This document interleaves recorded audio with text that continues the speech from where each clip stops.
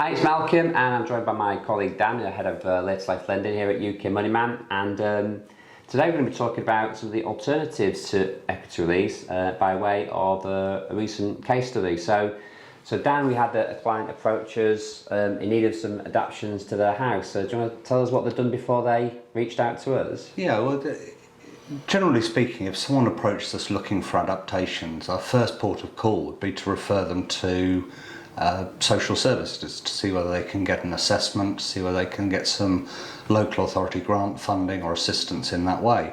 These clients had already gone that route. Now the lady needs help because she's had a hip replacement that's gone badly. She's probably as good as she's going to get now, and she had the assessment, and because she can still manage the stairs even though it causes her some pain and their income levels, they've been assessed as being fully self-funding. So there was no support available for them apart from a recommendation of what they needed to put in place by social services. They came to us needing somewhere around about £40,000 for stair lift, adaptations for a wet room, some general work around the house, and also the lady's passion has always been the garden, and they wanted to create a ramp out into the garden and some landscaping to make the garden more accessible for her. But that is what they were going to sacrifice for the rest of the work, because they didn't want to raise any more than necessary, because they wanted to make sure that they still left an inheritance for their family. So they did the right thing then in terms of approaching the local authorities in the first instance. I suppose it's not unusual perhaps for these applications to be declined? No, there's very fine tolerances. There's always the matter of opinion, what the assessment officer feels that someone's capable of, and what they're likely to be capable of in the future. And their income was just over the threshold that would have triggered more support. So when they came to us, we talked through the implications of equity release and how that might work. But also I agreed to research some other alternatives for them, and got in touch with a charity that I'd worked with before, Independence at Home. They look to fill some of the gaps that people fall through in terms of local authority funding. That's in turn led to an internal referral onto the Red Cross, who are also prepared to offer some help. And the upshot is that the property is getting surveyed this week for those adaptations to be put in place. The majority will be grant funded. So the clients will have the stair lift, they'll have the wet room, and they're now in a position whereby they can still take a small equity release to do the ramp into the garden, to do the hard landscaping, so that she can still get out there, do a bit of gardening as she is, to keep fit, to enjoy her hobby. But we're talking more about raising £15,000 to £20,000 on equity release, which they can afford to repay over time, rather than the 40 plus that wouldn't have been possible for them. I mean, that's really interesting, isn't it? And in terms of when after that customer had been declined for the local authority grant, what's a typical next step? Do they automatically just reach out for an equity release because I think that's the only option that's open to them at that point in time? Yes, some local authorities will talk to them about deferred payment, where the local authority will fund the work but put a charge against the property. That's really something that doesn't tend to get talked about as much as it should. People tend not to become aware of it. Some people don't like the idea of it. Some people would like to maintain the control of taking a loan, which still has a charge against the property, but it's something that they're in control of.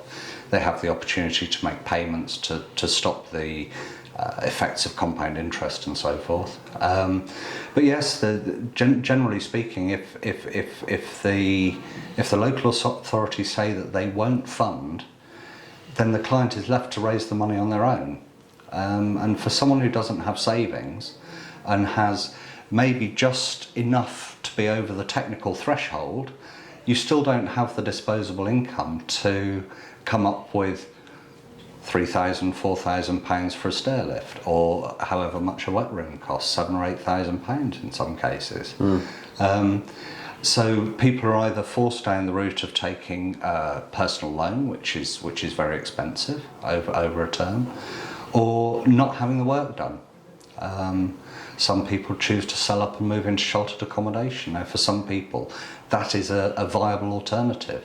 You know, maybe it's something that they've been thinking about for some time, and that can be facilitated as part of the process. But, you know, a lot of people want to stay in their own home, and where funding is available, that should be explored before equity release is put in place.